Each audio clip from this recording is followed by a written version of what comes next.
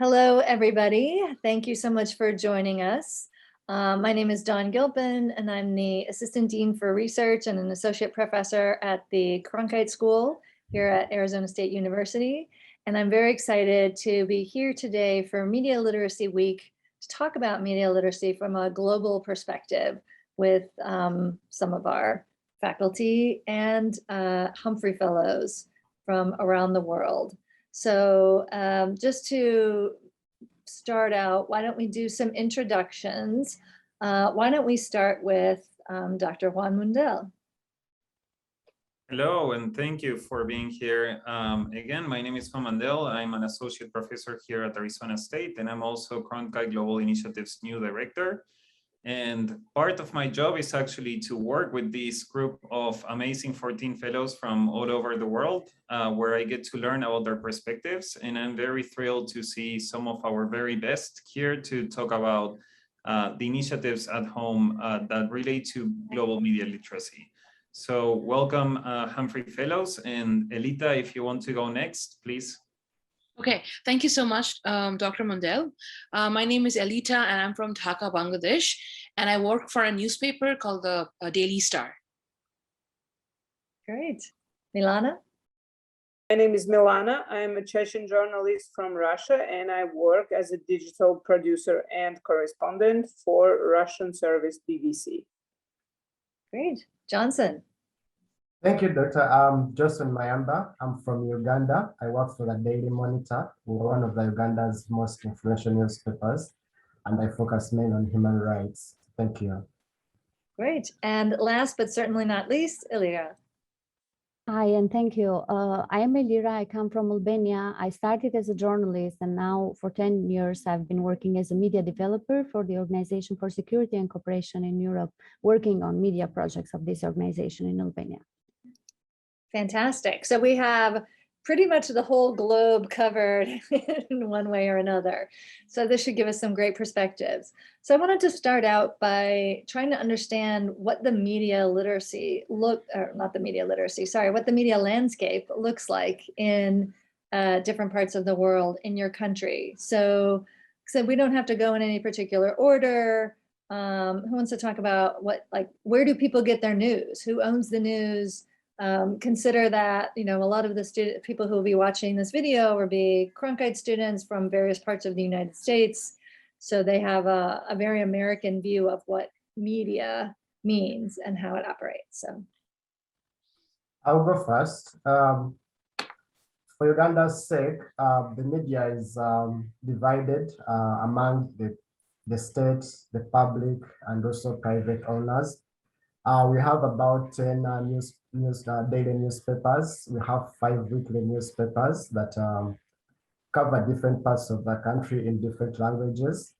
We have about 40 television stations. These are also spread across the country. Some of them are broadcasting in local languages based on where they are established. And we have more than 300 radio stations. Again, these are also spread across the country. Like I said, the landscape is spread among the TV, radio, is spread among the public, private, and government ownership. The most media that is consumed in Uganda is radio, ranging about 70% according to Uganda Communications Commission report that was released this year. So most of the consumers of the media in the country use radio because it's very accessible. Everybody can afford a radio set, or they can still use the ones that they have on their handsets, like a mobile phone. So it's one of the most widely used source of news in Uganda. Thank you. okay, great. Who wants to go next? Maybe I can continue talking about Albania, my country. I would say that we have a very vivid media scene in Albania. So since the 90s, time when the communist regime fell in Albania, we are having like starting the development of media for free and impartial and independent media. So now we count 22 daily newspapers, more than 700 online media and 59 TV channels, which is huge numbers for a limited media market, 2.9 citizens in Albania. We have one public broadcaster that has been the state broadcaster. And during all these 30 years, like 3 decades, we've been seeing efforts of these broadcasters to go into its real public role. But that's not very easy to do that while you have been doing that like for 50 years, a state broadcaster. As about the ownership, not very reliable data, but we have a register of businesses because media is a business, so you can these can be disclosed by this register, and we would see it's mainly owned by business groups mainly. I would say that media in Albania has been very much like in a sandwich between media and politics, because also those businesses have many links to the politics. But yeah, this is not easy also to verify and really to disclose it to the public. Media has been very much polarized, so we would see it like in two big camps, oppository media and pro-government media. So these have been the patterns in which Albanian media has been developed itself during the last 30 years or 3 decades. Wow, great, thank you. Which is not very different to what's going on here, right? So we also see that there is this group of media that tends to be very opposition-based, and then we also tend to see another one in which the media is a little bit more fragmented in terms of their opinions. Very interesting, yes. Yeah. I'll go next. I hope you can all hear me. So yes. I come from Bangladesh, and in my part of the world, that is, if I talk about South Asia as a whole, even though we are all trying to move to the digital platforms, it is, I think media is, when we talk about news and media, we still think of newspapers because we have a lot of print. In fact, I work for a print newspaper myself, but most of the newspapers now, they all have very, like busy and vibrant, I would say, online layouts as well. They do have a presence online. I think everyone, if anybody wants to ever come up with a newspaper or a platform for people to read, they do think of, the first thing they do think of is, we need something in print, even if it's not daily, then maybe weekly or monthly.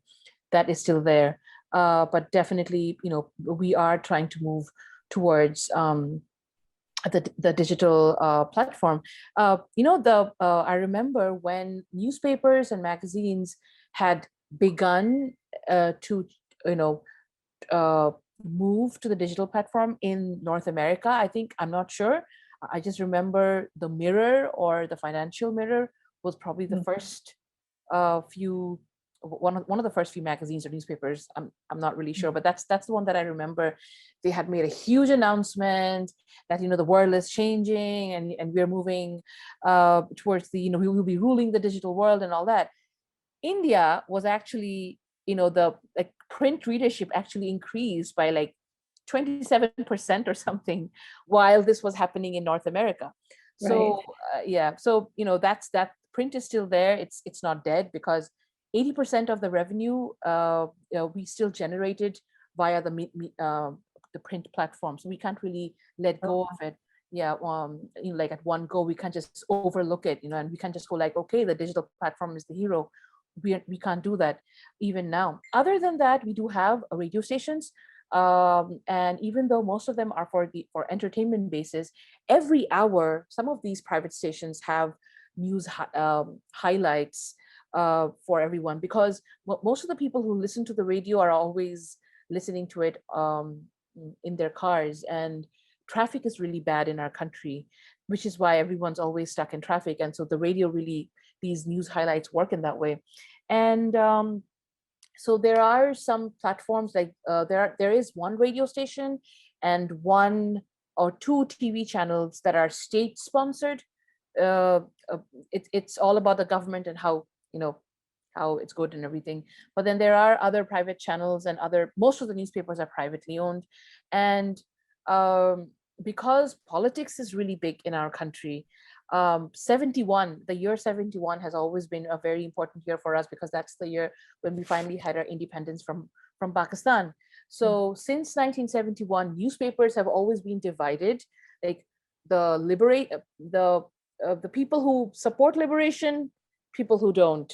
So it's always divided between these two sets of ideas.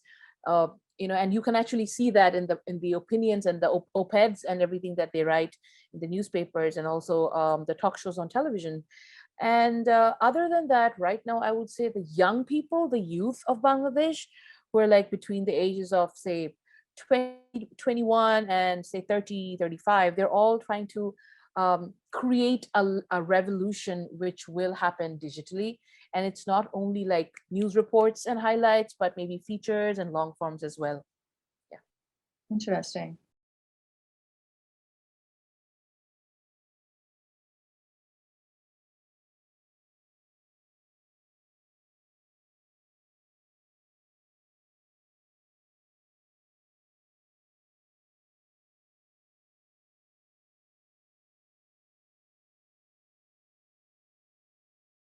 So first, let me begin from the media landscape. In Russia, we have like around 60,000 different registered media, and 21 of them TV channels, around 30 of them radio stations, and the biggest part is the print media. It's 20, like the registered amount of them is 27,000 of them. It's around the country. In every region, so we have 83 regions. In Russia, it's like states in US. We have 83 regions in Russia, and all of them has their own TV channels. And the audience of these TV channels is the citizens of this area. And there's an interesting thing about the Russia that we are, so in these 83 regions, there live people with who speaks different languages, who has a different religious, different cultural background and everything. And that's because every region has their own TV channel that broadcasts in their own language. I mean, we have the common, like the Russian governmental, the main TV channels, but besides, we have extra the TV channels on our own languages. That's how it looks these days in Russia. Yeah. Well, that's a lot of media, but of course it's a big country too, so it makes a lot of sense. So, okay, so now that we have an understanding of, what kind of media situation is out there, where are most people getting their news? A little bit, some of you talked about this. And more importantly, do you think that most people in your country are good at understanding how to sort out what is believable, what is credible news, what is not credible news? Can I start? Yeah, sure. So the most of people are, as I said, living in regions. So there is the Russia is the central focused country, as many other countries, and in Moscow and St. Petersburg and the so-called million citizen cities, they are different from the other cities, right? And in the big cities, people, the audience, the people they are more highly, they have more educated. Yeah, more. It's not about education. It's about media literacy situation is better in that cities, right? I see. And have more options. More savvy. Yes. And for example, in Moscow, in St. Petersburg, I don't know, Yekaterinburg and cities like this, people read and trust the media, the media called Meduza, for example, or my BBC Russian service, right? And it's independent, like the Meduza, it's independent media. It's the most popular these days in these kind of cities, in the big cities. And they have a very good reputation. And even outside of Russia, people know what Meduza is. And Meduza has the English version of their website and everything. Speaking about the regions, there is a, like in it's like 100, like not 100, but it's a quite opposite situation there. People just watch TV stations, TV channels, and those TV channels are governmental TV channels, and there are a lot of propaganda there, and people believe in this thing, right? As far you from Moscow as worse the situation. And even though, for example, there are a lot of medias who working in these regions, right? All the journalists trying to go to these small cities and villages and make stories there, but still a lot of people who lives there, they have like a little bit difficult problems, you know, more how to say about the how to survive. Not, it's not because they don't have eat or food or drink, right? It's about the other things. It's quite difficult to live in that kind of regions. So that's how people don't want to go to internet and try to find Meduza, whatever.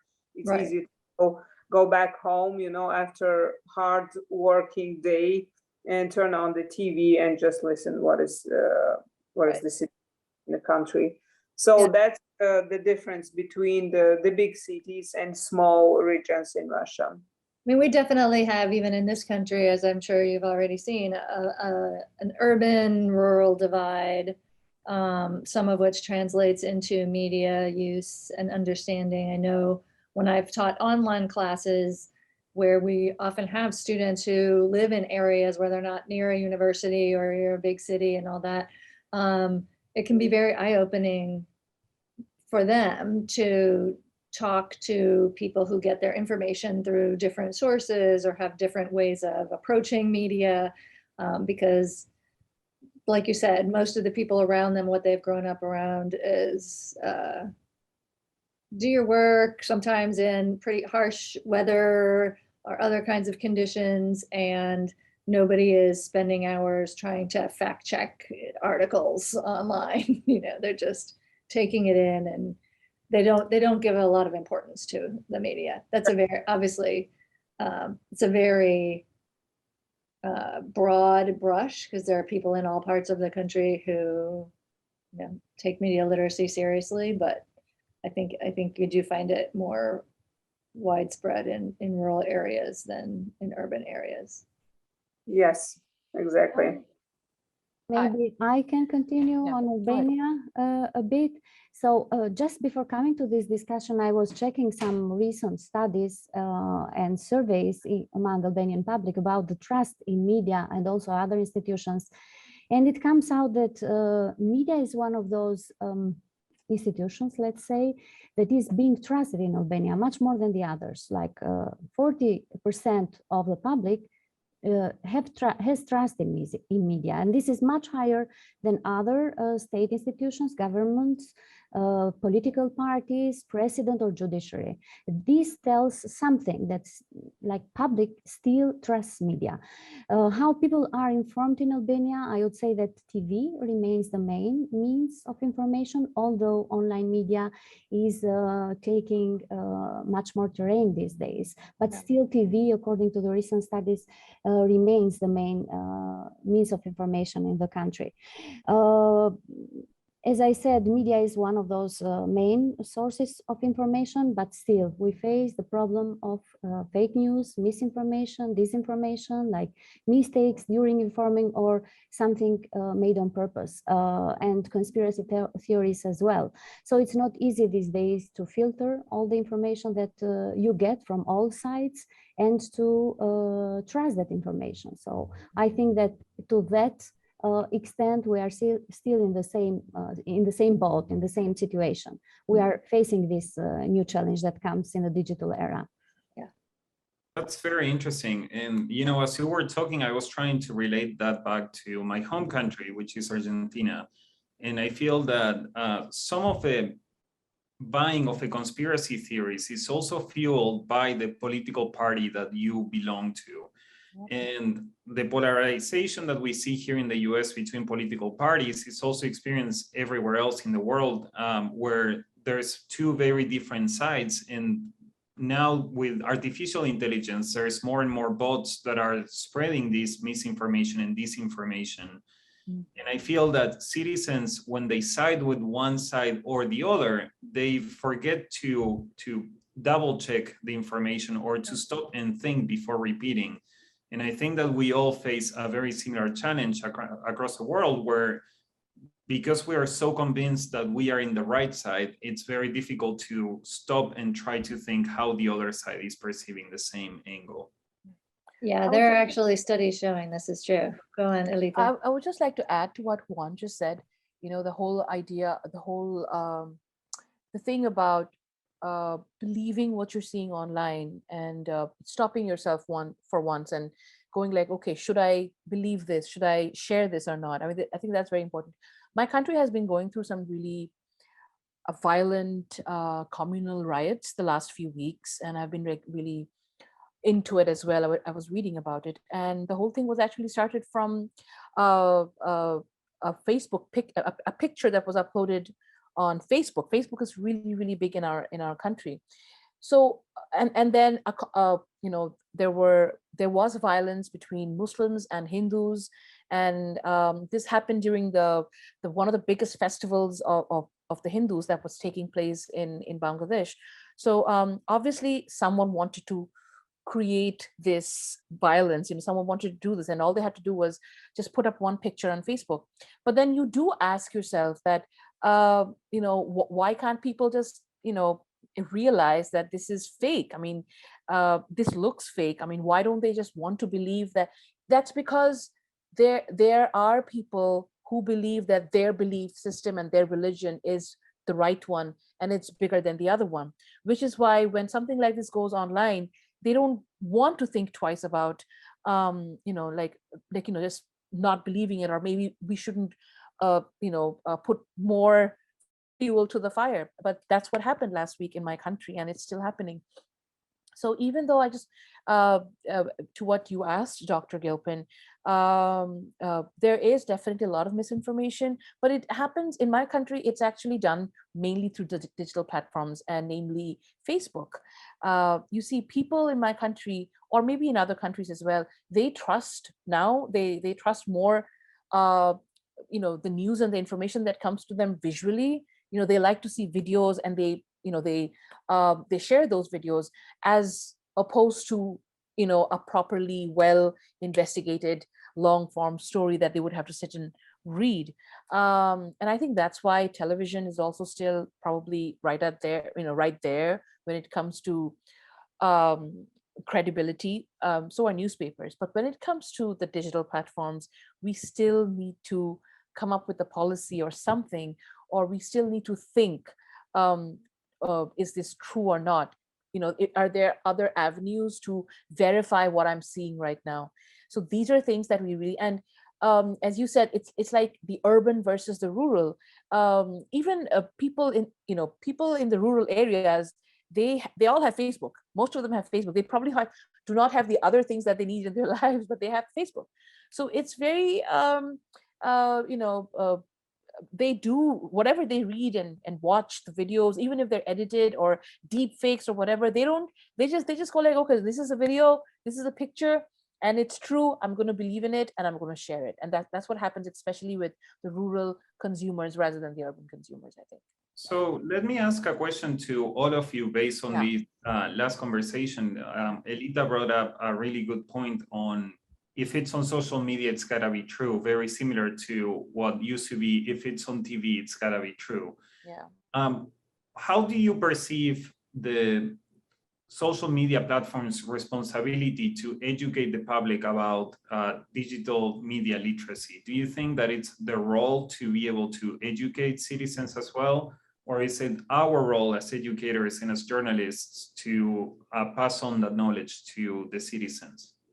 You know, I think this role also lies with people who are working on for television, for the radio, and also for the newspapers as well. Of course, for the educators like yourself, but also people who are really working with the media tools, because every TV channel and radio station and newspapers, everybody has a digital platform. Everybody has digital presence now, especially in our country, they do. So I think it's up to them as well. They need to go, they need to explain, they need to talk about media literacy as well. If that's the only way people will learn and listen, why not? Yes. Just to add on, when Edita was explaining the situation in the country, in our country, I also reflected on my country. There is a growing divide between the opposition and the government. And so there are so many loyalists of these particular groups. So sometimes they share information, say on social media, just to disinform or misinform or influence the public towards a particular leaning. So some of this information is shared by people who are within these particular systems, either the opposition or the government, because they want to make the other side look bad or worse.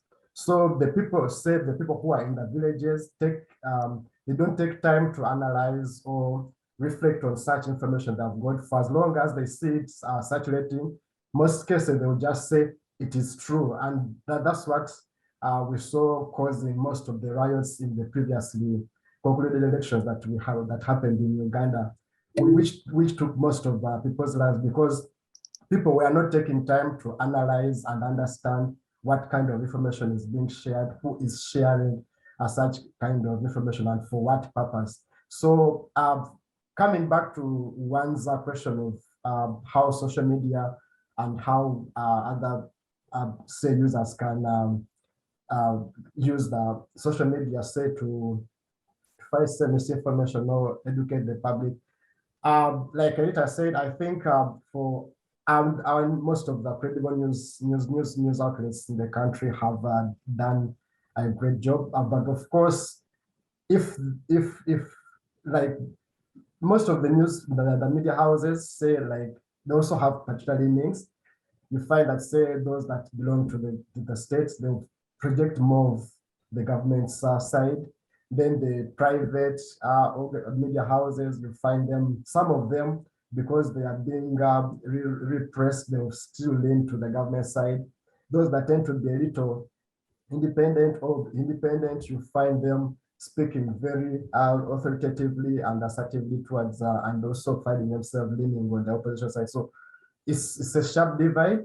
But say, for example, my own media house, what we do is, if, say, something is circulating online and is believed not to be true, we usually do a quick background check and send out news reporters to find out what the true information is, the facts are, and then we do a short story or a short video that we still circulate on these social media platforms, just to tell the public that, please, based on what you're reading or watching, because it might not be true, or if it's true, then we verify that, yeah, it's actually true what is circulating. Thank you. If I can add something to this very interesting question as an answer, I would love to say that this role of educating the public is with us as educators and journalists. But actually, we have to be realistic, and we have to accept that these platforms, social media platforms, are reaching much more audience than we do. Right. So if not partner with them, we have at least to understand how public is being informed, which of these platforms the public is using, so we can go there, approach them with the information needed. So filters for the information, some very quick tips, some videos, or more on that, being more. So I would say that these platforms are part of our life now, and we have to understand how to use that to approach the audience or the public for the purpose of being educated and filtering information, not accepting everything that comes online. If I can add one thing, I can say that actually in Russia we have this. I'm talking about the media, that most respectful medias, as I listed before, the Medusa and Zona, Media Zona and BBC Russian service and all these medias. We actually just use social media as we use our website, for example, right? Because the most used platforms is we have Facebook, we have Instagram, we have so-called there is a social media that you guys don't use it. It's Telegram, and the Telegram channels are very popular in Russia. And it's the difference between your countries and Russia. The Telegram channels are very popular because it's not only just social media. You can have you can write a feedback right after the news, right? And it looks like a chat, like you just listing, but you can leave your feedback in some of the medias. So the media literacy situation in Russia. So these medias that I listed before, they have a very high level respect, and people trust them, and those medias are really afraid about losing this trust from people. That's because they never usually, if there's some news that wasn't checked and double checked and 10 times checked, if there's something happened like that and they publish something like that, they of course they write a message saying like, we are sorry about this, and that was mistake, and they cut this publication. But this is a big deal for this kind of medias. Like, it's almost like impossible to do that. That's because they are really like doing very good job in fact checking. And speaking about the education, about the education, we have so-called some random names. For example, Ivan from the Makhachkala, right? It's the city in Russia, and we have to write news so Ivan from Makhachkala will understand what we're talking about. But at the same time, we don't do it in a very simple way, right? We always have in our head that we have to up the level of the education, the media education of our audience, if there's. So we're always trying to do more and more, like using not just easy language, but trying to educate our audience through adding some extra information in our publications. Oh, that's really interesting. So we have even the role of media as educators going through into the role of education. So that brings us to, media literacy education. I'm sure you all know, probably, that here at Cronkite, we are launching a new media literacy major degree program. And it got me thinking about media literacy education and what that looks like in different parts of the world. So for our last question, since I know that you're all very busy, I'd really like to hear from you whether media literacy is taught in schools, how is it taught, and what are the main barriers to teaching it or having it be more widely taught than it is? Elira, is the perfect person for this, actually. I can start. This is a topic very close to my heart. I've been working for years now, but unfortunately, I have to say that in my country, we do not have systematic education on media literacy. That means that we have been piloting some projects on media and information literacy, meaning like summer school or summer camps for students, high school students. We started with universities, but it's too late. Then we moved into the high school students, which makes sense. My opinion is that we have to start even with the elementary school, like putting this as a subject very, very simply for the students of elementary, like 7 year, 8 or 9 years old, for them to understand media, understand the role of media and how to filter the information that is coming, because I think there is a gap between the children that they do not have these tools of filtering information, in the middle, that generation who has some kind of tools, and then a generation of our parents, which still do not have, they are not used to online platforms, although they are already there now. But these tools, they really do not have. So when they see something, they might believe it's true. So in Albania, we have had like sporadic efforts to do this kind of camps or summer schools, or even like more long programs on that, but no systematic. And I think this proposal to put it as a subject in the schools, in high schools, it's still with the Ministry of Education. Unfortunately, we have all the resources like trainers manual, students manual as well, but nothing like to put it in all the as a class or as a subject in the schools. And I would love to see it there. On the other side, I would say that we have a fact-checking service in Albania. This is the example of other countries of the Balkan. This is Faktoje for Albania, the fact-checking service. There is in Serbia, Istinomjer. It's Faktograph as well, or in Croatia, or we have in Italy, for example, Pagella Politica, or in UK, we have Full Fact. I think that some partnership with these fact-checking services might come very useful also to include in what we give to students then, in order to educate them with media and information literacy. These are just examples, and we will never have enough fact-checkers to fact-check everything. That's why I insist that we have to give the tools to the public for them to filter the information and for them to understand, and not rely always on what the fact checkers will say, because simply we will not have enough number of them. Right, and many people associated with who deal with media literacy will say that media literacy is a lot more than fact checking, right? And if you, because nobody has time to check every fact of everything that they read, right? So there has to be a much more holistic view, but it can be, I think that's a really interesting idea of having a partner agreement to at least, have some kind of input from people who are doing this on an ongoing basis.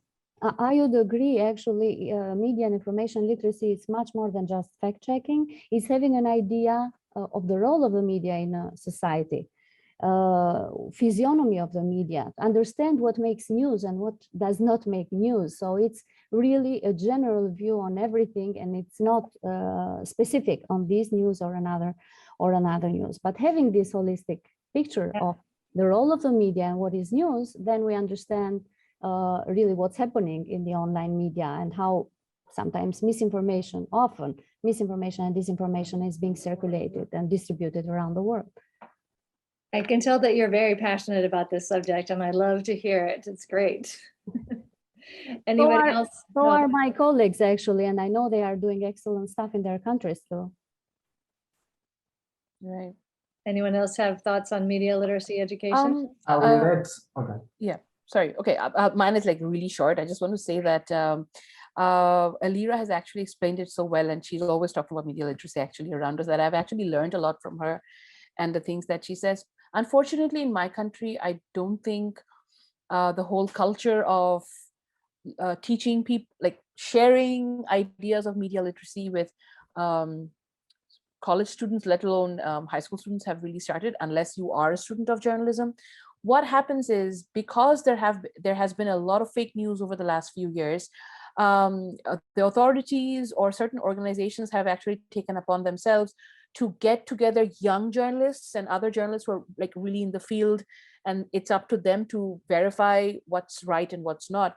And several workshops have been done in the last few years with these young journalists, especially from Reuters, from ICJF, I think, or ICFJ. I think I always mix it up.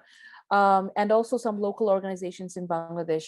I think one element that there are two things that they're always trying to work on. One is how to identify fake news, or how to identify news that's not true, and which is actually being posted online to spread violence and hatred and nothing else, or hate information, as we call it. The second thing is about citizen journalism. This is a term that's being used left and right in my country, but only a few people actually know about it, because very roughly, if we define citizen journalism, it's whatever you see around you, you take a picture or you make a video and you put it and you spread it, you put it online, and that basically becomes news. And it has worked for maybe a lot of incidents and a lot of people. But then again, it's, there are, you still have to verify these kind of news and features as well. So I think these are the two things that certain organizations are working towards, and also trying to educate people already working in these fields of journalism. Yeah. Oh, fantastic. Johnson, it looked like you had more to contribute on this topic as well. Yes, we left Elira to expand on that point, because she has helped us even among the cohort to know more about media literacy. Back in my country, what is happening is that media, anything related to media is only taught to those who are going through journalism schools. So if somebody has not has not gone through a journalism school, they are unable to know what media literacy is. So what is happening with the rest of the public is that different media house organizations have taken it upon themselves, like running a periodic, like NTV Uganda, which runs a periodic short videos in between their programs that tell the public to be careful on what information they consume, where they're consuming it from, and like telling them to verify what kind of information they are getting and what purpose it is for. When it comes to media organizations like Human Rights Network for Journalists, previously we've been mainly focusing on media freedom, training journalists about their safety, but what has been incorporated in lately is among the programs is to engage the public in dialogues. So we usually hold public gatherings. Of course, that was before COVID. Now that COVID came in, things changed, but before would say go to a village and meet with people within that particular area, and then discuss anything to do with media, how they perceive the media, how they consume it, what they think should be improved, like just having a conversation with them. So those are the platforms that the organization is using, say, to reach out to the public and letting them know what media literacy is and media freedom. But I can say it's still just like a drop in the ocean. Like there is still much work that still needs to be done. And I think it takes every stakeholder, say government and also private organizations and individuals, to take it up to ensure that what the public consumes or what is set out is what is worth being consumed or spread, so that the public can be formed and be able to make informed decisions on whatever that affects them. Thank you. Any other thoughts on media literacy before we close? I can tell about the media literacy in Russia a little bit more, that in education, like, so there is, first of all, the journalism became very popular last years, because there is a lot of, I don't know if you followed any news from Russia, but there is a lot of protests and things happened last years because of opposition leader Alexei Navalny. He was poisoned and then jailed and everything. And so people are like young people especially joined all these protests, and they are very interesting in the news, in this particular news that I listed, right? And there is a student newspapers that was like working on this area also. So a student newspaper usually is the newspaper about the student life, but they are doing a lot of things like in the same level as the big, like the huge medias do, right? Oh. And covering all these protests and everything, and they had a lot of problems because of their work and everything. But these days that I wanted to say, in Russia, there is a very bad situation with the media in general because Russian, so there is a new law and this law is actually against the media, the free media and free journalists. They call, there is an organization called Roskomnadzor, and this organization is giving the name of foreign agency, any media or journalist that doing a big investigation about related to government or people around the governmental, around government, right? And it means when the media or the journalist has this label of foreign agent, it means that, for example, a lot of my colleagues and friends has this thing. They have to, in every their message in social media platforms has to be with this huge announcement saying this message was made by foreign agent and blah blah blah, and it's the huge message. And even if you are taking picture of your dog or cat, you have to put this message on your publication. But that's not the worst part. The worst part is you have to send a report about all your finances to the Russian, like to this Roskomnadzor or some, I can't remember for sure where, but you have to send this report about your finances to some organizations, right? And it means that even if you go into the grocery store and you take a toilet paper, and you have to put down that this money was used by buying this toilet paper. That's how it works.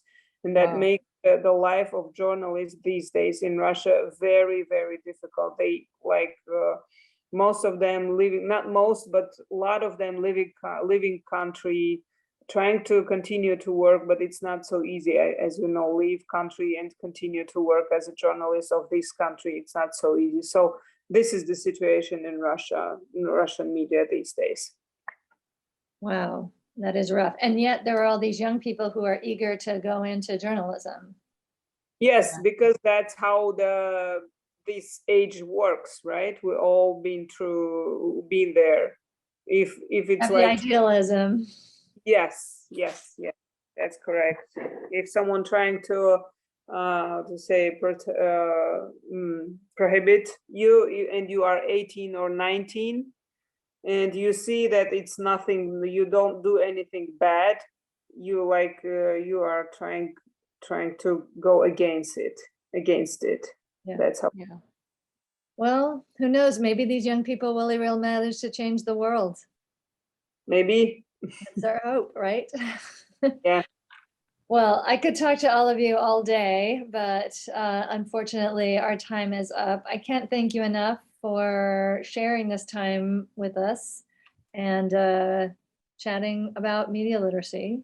We're going to be posting the video on Thursday, October 28th, which is our global day for Media Literacy Week.